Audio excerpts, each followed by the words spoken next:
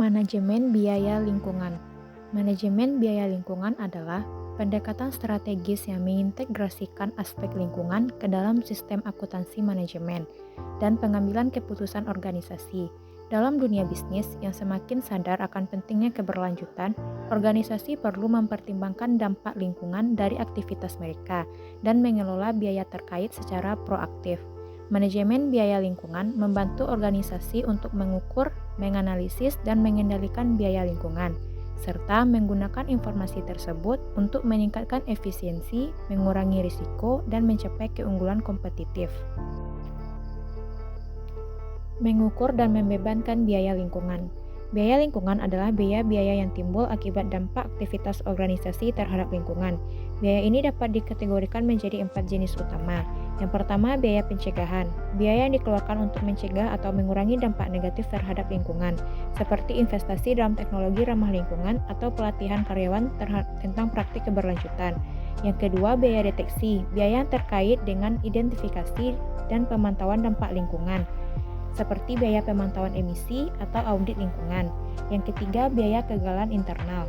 Biaya yang timbul akibat dampak lingkungan yang terjadi di dalam organisasi, seperti biaya pengolahan limbah atau denda karena ketidakpatuhan terhadap peraturan lingkungan. Yang keempat, biaya kegagalan eksternal. Biaya yang timbul akibat dampak lingkungan yang dirasakan oleh pihak eksternal, seperti biaya pembersihan lingkungan atau kompensasi kepada masyarakat yang terkena dampak. Mengukur dan membebankan biaya lingkungan.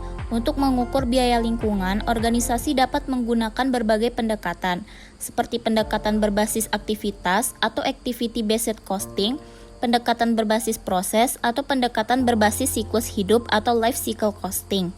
Pendekatan yang dipilih akan tergantung pada jenis biaya, ketersediaan data, dan konteks organisasi. Setelah biaya lingkungan diukur, organisasi perlu membebankan biaya tersebut ke produk, proses, atau departemen yang bertanggung jawab. Hal ini membantu dalam pengambilan keputusan yang lebih akurat dan mendorong akuntabilitas terhadap dampak lingkungan. Contoh, perusahaan manufaktur XYZ mengidentifikasi total biaya lingkungan sebesar 1 miliar per tahun. Dari jumlah tersebut, 600 juta merupakan biaya pengolahan limbah, 200 juta adalah biaya energi dari sumber terbarukan, dan 200 juta adalah biaya bahan baku ramah lingkungan. Perusahaan kemudian membebankan biaya pengolahan limbah ke produk A sebesar 400 juta dan produk B sebesar 200 juta berdasarkan kontribusi relatif mereka terhadap limbah yang dihasilkan. Penilaian biaya siklus hidup. Penilaian biaya siklus hidup atau life cycle costing adalah pendekatan yang mempertimbangkan semua biaya yang terkait dengan suatu produk, proyek, atau aset selama seluruh siklus hidupnya, mulai dari perancangan hingga pembuangan. Pendekatan ini memberikan perspektif yang lebih komprehensif tentang total biaya kepemilikan atau total cost of ownership dan membantu dalam pengambilan keputusan yang lebih berkelanjutan. Elemen kunci dalam akuntansi pertanggungjawaban lingkungan berbasis strategi meliputi identifikasi aspek lingkungan. 1. Menentukan aspek lingkungan yang paling relevan dan signifikan bagi organisasi, seperti emisi gas rumah kaca, penggunaan energi, atau pengelolaan limbah. 2. Pengukuran kinerja lingkungan. Mengembangkan indikator kinerja utama atau Key Performance Indicator untuk mengukur dampak lingkungan dari aktivitas organisasi, seperti intensitas emisi karbon, persentase energi terbarukan yang digunakan, atau tingkat daur ulang limbah. Yang ketiga, pelaporan kinerja lingkungan. Melaporkan kinerja lingkungan secara teratur kepada pemangku kepentingan internal dan eksternal, termasuk manajemen, karyawan, investor, dan masyarakat. Laporan ini dapat terintegrasi dengan laporan keuangan atau keberlanjutan. Penilaian biaya siklus hidup. Contoh, perusahaan properti DEF sedang mempertimbangkan 2 desain untuk proyek bangunan hijau, desain A dan desain B. Penilaian biaya siklus hidup dilakukan dengan mempertimbangkan biaya konstruksi, operasi, pemeliharaan, dan pembuangan selama umur proyek 30 tahun.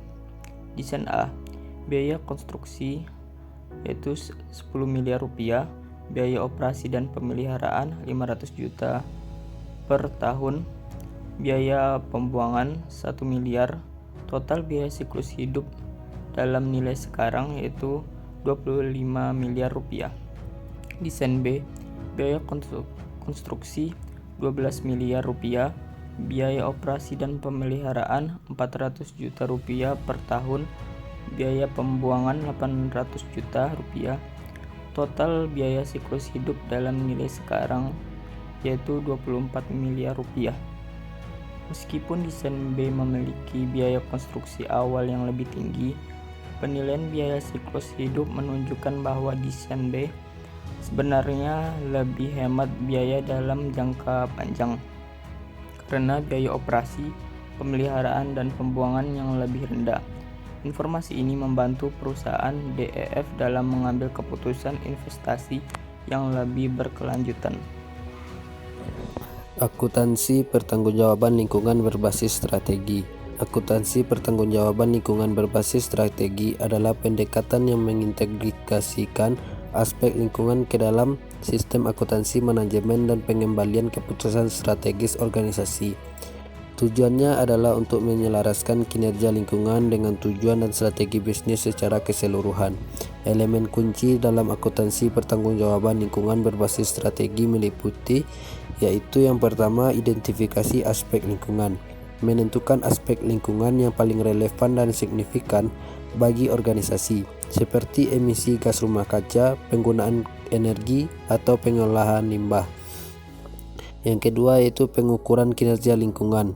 Mengembangkan indikator kinerja utama, Key Performance Indicator, untuk mengukur dampak lingkungan dari aktivitas organisasi, seperti intensitas emisi karbon, persentase energi terbarukan yang digunakan, atau tingkat daur ulang limbah. Yang ketiga, pelaporan kinerja lingkungan. Melaporkan kinerja lingkungan secara teratur kepada pemangku kepentingan internal dan eksternal, termasuk manajemen karyawan, investor, dan masyarakat. Laporan ini dapat terintegrasi dengan laporan keuangan atau keberlanjutan. Contoh, perusahaan consumer goods PKR menetapkan target untuk mengurangi emisi gas rumah kaca sebesar 30% dalam waktu 5 tahun. Sebagai bagian dari strategi keberlanjutannya, langkah-langkah yang diambil perusahaan meliputi yang pertama yaitu mengidentifikasi sumber utama emisi seperti penggunaan energi, transportasi, dan pengemasan produk. Yang kedua yaitu menetapkan indikator kinerja utama seperti intensitas emisi per unit produk dan persentase pengurangan emisi dari tahun dasar.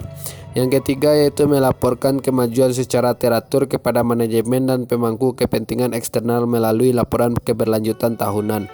Yang keempat yaitu menyelaraskan inisiatif pengurangan emisi dengan strategis bisnis seperti investasi dalam teknologi hemat energi, optimalisasi rantai pasokan, dan pengembangan produk yang lebih berkelanjutan. Dengan menerapkan akuntansi pertanggungjawaban lingkungan berbasis strategi, perusahaan PKR dapat memantau dan mengelola kinerja lingkungannya secara lebih efektif, serta menunjukkan komitmennya terhadap keberlanjutan kepada para pemangku kepentingan.